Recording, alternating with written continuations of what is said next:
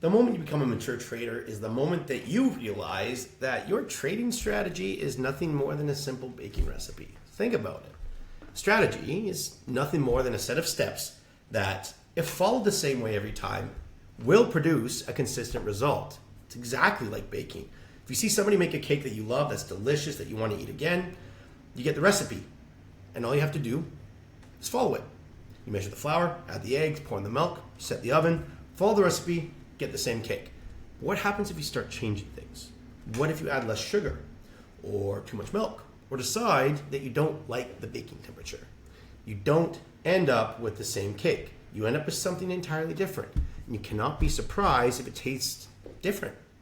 Trading works the same way. If your strategy says wait for confirmation on the 15-minute and you don't, you've changed the recipe. If your plan says only trade London session and you don't, you've changed the recipe. If your system is built on patience, but you force trades because you're bored, you've thrown in ingredients that were never meant to be there. And then you wonder why you are not a consistent trader.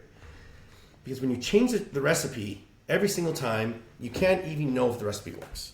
You blur the lines so much that even if the strategy was perfect, you'll never experience it because you're not trading or testing the same system anymore.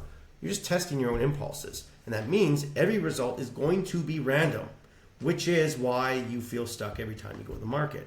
Because you cannot have consistency if you keep adding and removing ingredients. You cannot expect the cake to come out right when you're not following the recipe that was proven to be delicious. And so your job as a trader, it's not to reinvent the recipe every time you sit down or you have a problem. It's just to follow it, step by step, day by day.